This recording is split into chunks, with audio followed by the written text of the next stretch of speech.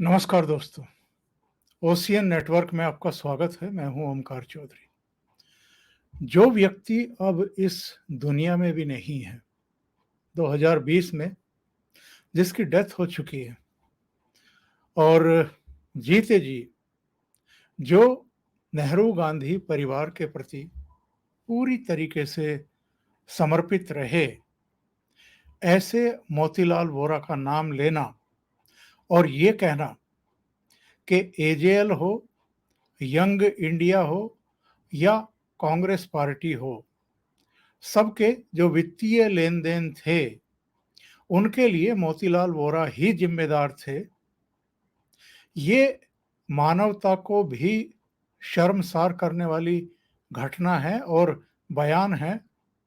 और ये किसी भी दृष्टि से स्वीकार्य भी नहीं हो सकता कि जो व्यक्ति इस दुनिया में ही नहीं है, आप उनके सिर पर दोष मढ़ दें कि अगर कोई गड़बड़ी हुई है, घपला हुआ है, घोटाला हुआ है, गलत वित्तीय लेन देन हुए हैं, तो उसके लिए मोतीलाल वोरा जिम्मेदार है। कांग्रेस ही नहीं, कांग्रेस के बाहर के लोग भी इस बात को बहुत अच्छे तरीके से जानते और समझते रहे हैं कि मोतीलाल वोरा कितने ईमानदारी से कांग्रेस के भीतर, कांग्रेस के दफ्तर में बैठ करके कामकाज निपटाते थे। कोई मिले या नहीं मिले, लेकिन मोतीलाल वोरा अपने दफ्तर में मिलते ही थे। कोई बैठे या नहीं बैठे, वो आपको बैठे मिल जाते थे और उनसे सहज ही छोटे से लेकर के बड़े कार्यकर्ता और नेता की सहज मुलाकात हो जाया करती थी।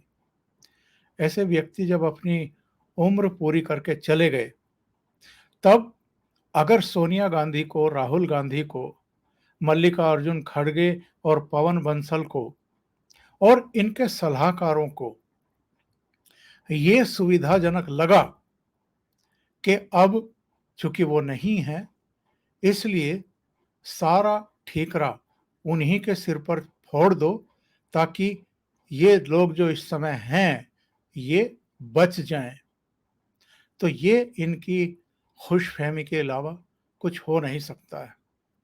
सबसे पहले राहुल गांधी ने इस तरह का स्टेटमेंट ईडी के अधिकारियों की पूछताछ में दिया था। इसके बाद सुनते हैं कि सोनिया गांधी ने भी इसको रिपीट किया, बल्कि राहुल गांधी से पहले, जो कि अप्रैल में मल्लिकार्जुन खड़गे और पवन बंसल से ऑलरेडी इसी मामले में ईडी के अधिकारी पूछताछ कर चुके थे, तो वो भी मोतीलाल वोरा का ही नाम ले चुके थे, ऐसा ईडी के सूत्रों ने पुष्टि की है। लेकिन पेंच क्या है? ईडी के सूत्रों का ये दावा है कि इन चारों में से किसी ने भी, ना सोनिया गांधी ने, ना राहुल गांधी ने, ना मल्लिकार्जुन खड़गे ने और ना ही पवन बंसल ने कोई ऐसा दस्तावेज, कोई ऐसा प्रमाण ईडी के सामने पेश किया है जिससे ये लोग साबित कर पाते कि जितना भी वित्तीय लेन देन हुआ है, जितना भी घपला घोटाला हुआ है, उसके लिए मोतीलाल वोरा जिम्मेदार थे, ये लोग जिम्मेदार नहीं थे। जो ये पूरा प्रकरण है, ये आश्चर्य में डालने वाला है, क्योंकि 2012 में सुब्रमण्यम स्वामी ने ये शिकायत की थी निचली अदालत में कि जो 2000 करोड़ की मालिकाना हक वाली एसोसिएट जर्नल कंपनी है, वो सारी संपत्ति हड़पने के लिए नेहरू गांधी परिवार ने, यानी सोनिया गांधी और राहुल गांधी ने एक दूसरी कंपनी खड़ी की, यंग इंडिया, और उसने बहुत अजीबोगरीब तरीके से कांग्रेस द्वारा एजेएल को दिए गए 90 करोड़ रुपए के कर्ज को न केवल डिस्पोज ऑफ कर दिया, बल्कि केवल 50 लाख रुपया देकर के एजेएल की 2000 करोड़ की संपत्ति को हड़पने की कोशिश की। यंग इंडिया कंपनी में डायरेक्टर कौन थे और सबसे ज्यादा हिस्सेदारी किसकी थी? सोनिया गांधी और राहुल गांधी की 76%।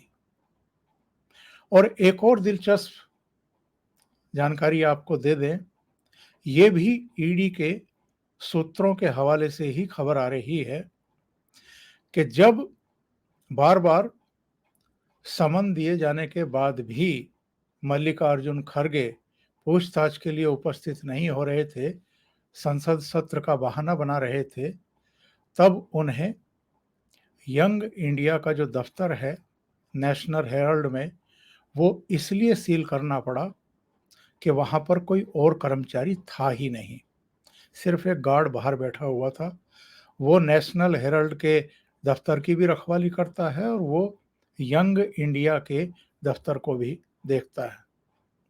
और ईडी के अधिकारियों ने ये हैरत अंगेज खबर दी है कि यंग इंडिया लिमिटेड में केवल एक ही कर्मचारी है और उसका नाम है मल्लिकार्जुन खड़गे। जी हाँ, सिर्फ एक कर्मचारी। और एक कर्मचारी वाली इस कंपनी ने कितना बड़ा फ्रॉड करने की कोशिश की है, ये आप अंदाजा लगाइए।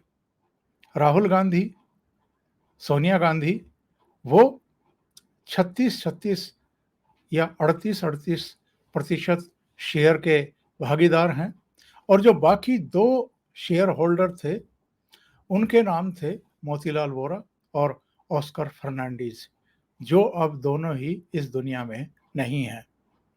पहले ये हिस्सेदारी सुमन दुबे और सैम पिट्रोडा के पास थी।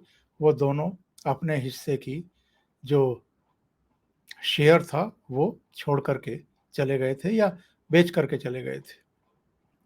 तो ये पूरी कहानी ये शो करती है कि जो कांग्रेस नेता मोतीलाल वोरा ता जिंदगी इस परिवार के प्रति भी और कांग्रेस के प्रति भी पूरी तरीके से समर्पित भाव से काम करते रहे, उनके नहीं रहने के बाद जो ये गंभीर आरोप हैं घपले के, घोटाले के, इनमें उस मृत आत्मा को फंसाने, उनके सिर पर ही सारा ठीकरा फोड़ देने की कितनी बेशर्म कोशिश हुई है।